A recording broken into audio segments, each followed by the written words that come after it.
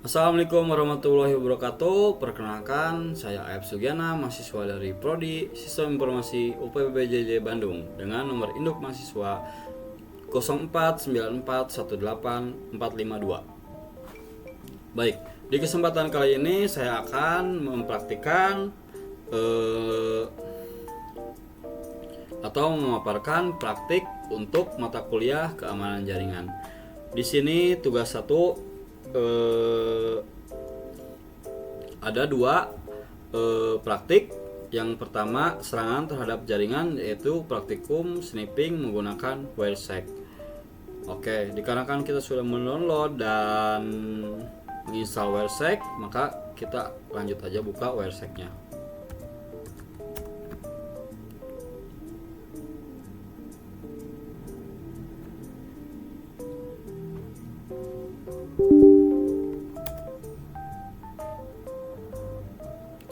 Oke, WireSec-nya sudah terbuka. Dikarenakan kita akan memantau atau sniffing melalui alamat website yang diakses melalui internet, dan saya internetnya menggunakan WiFi. Kita pilih WiFi.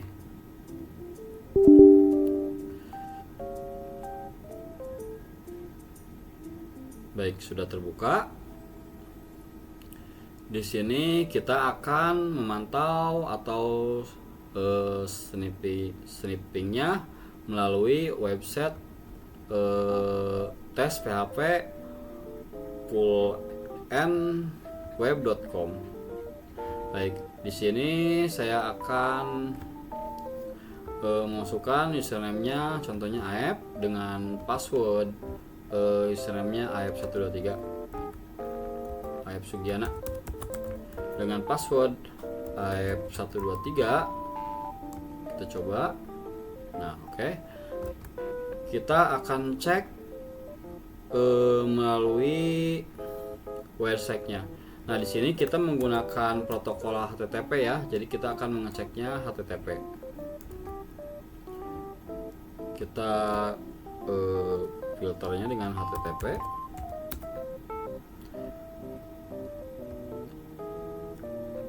Nah, kita tadi mempraktikkan pada user info. Kita coba cek follow HTTP stream.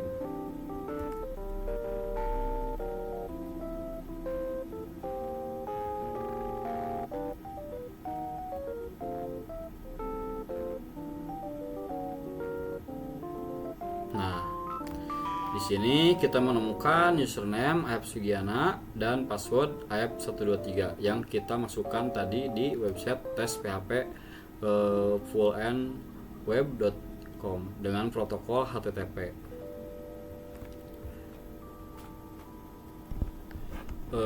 Jadi berdasarkan praktikum sniffing yang telah saya lakukan menggunakan WireSec, saya mencapai beberapa kesimpulan penting mengenai keamanan jaringan.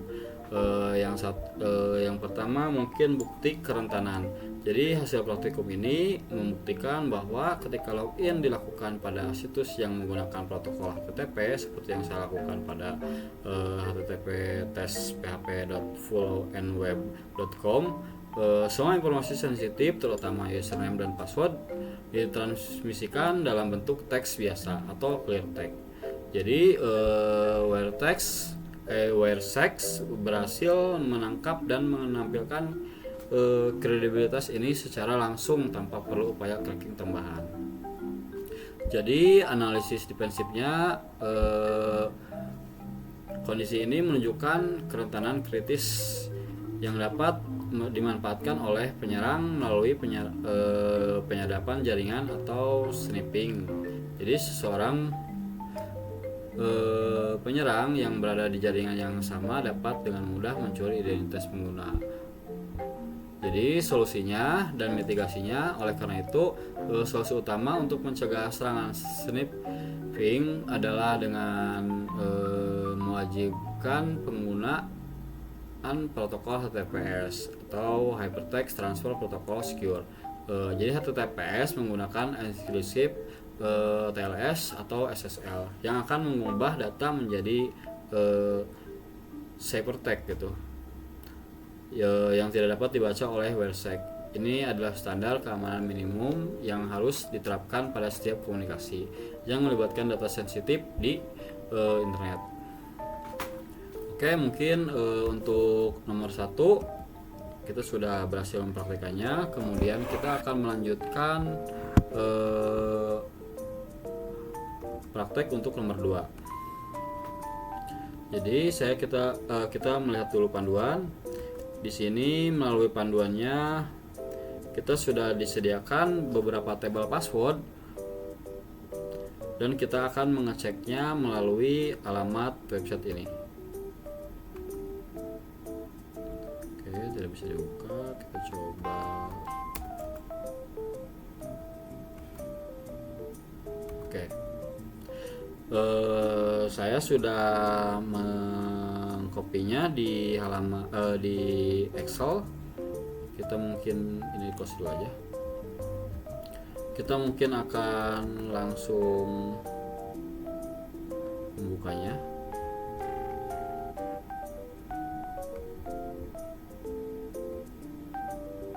Nah, kita akan mempraktikkan untuk password nomor 1. Crack. Nah, hasil cracknya tidak ada, berarti ini gagal.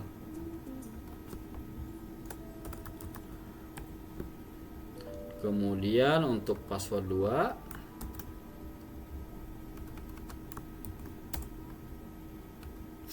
nah ini hasil crackingnya berhasil dengan plain textnya ABCD.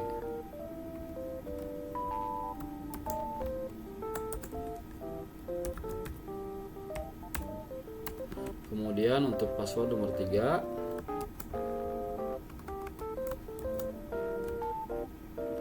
ini juga berhasil dengan plain text 1 2 3 4 5 6 7 8.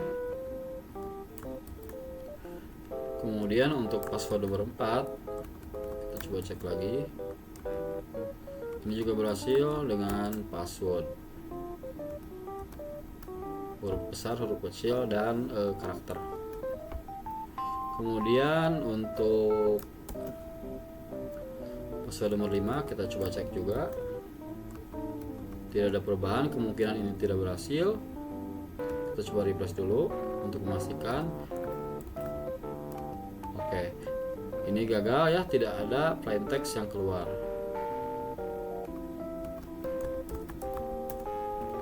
Ini berhasil.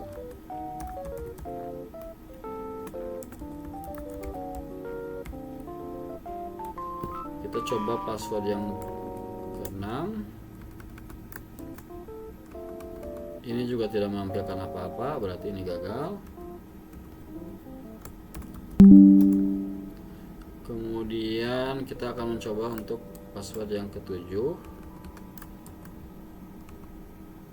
Ini juga tidak menampilkan apa-apa, kemudian gagal. Kemungkinan gagal. Kemudian kita akan mencoba password ke-8. Ini juga tidak menampilkan apa-apa, berarti ini seterusnya gagal.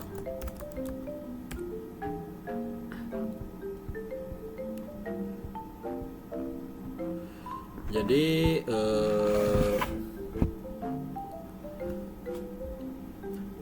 praktikum cracking password ini memberikan pemahaman visual yang jelas mengenai perbedaan antara sistem keamanan password yang baik dan yang lemah. Temuan utamanya yang kita temukan tadi dalam password hash yang saya uji, saya menemukan 2 jenis hasil, yaitu hash yang berhasil di crack.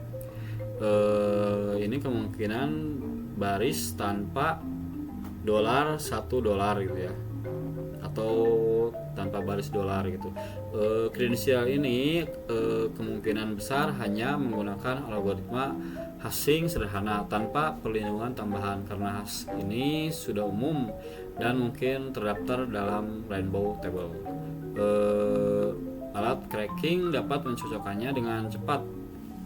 Ini menunjukkan sistem keamanan yang lemah. Terus kemudian untuk hash yang gagal di crack baris dengan format yang ini ya, dolar $1. Kredensial ini yang dimulai dengan penandaan dan memiliki struktur yang lebih kompleks, kemungkinan besar telah diimplementasikan menggunakan teknik salting. Jadi analisis defensifnya, kegagalan alat cracker dapat memecahkan hash yang kompleks, membuktikan betapa efektifnya teknik salting dalam meningkatkan keamanan. Jadi salting itu adalah proses menambahkan nilai acak unik atau salt ke dalam password sebelum dihash. Jadi tujuannya salting membuat hash untuk password yang sama gitu menjadi berbeda-beda di setiap pengguna. Ini secara efektif menggagalkan serangan yang mengandalkan kamus hash yang sudah dihitung sebelumnya seperti rainbow table dan memperlambat serangan brute force secara drastis gitu. Jadi kesimpulan akhirnya, praktikum ini menyimpulkan bahwa kunci utama dalam perlindungan sistem server dari serangan password cracking bukanlah hanya menggunakan algoritma hashing seperti MD5 atau SHA, tetapi wajib menggunakan teknik pengamanan tambahan seperti salting dan memilih algoritma hashing yang lambat dan kuat, misalnya Blaze atau Aragon 2 gitu. Untuk memastikan upaya cracking membutuhkan waktu komputasi yang tidak realistis bagi penyerang. Oke, untuk nomor 1 dan nomor 2 kita sudah mempraktikannya. Mungkin cukup sekian dari saya. Mohon maaf jika masih ada banyak kekurangan. Saya ucapkan terima kasih. Assalamualaikum warahmatullahi wabarakatuh.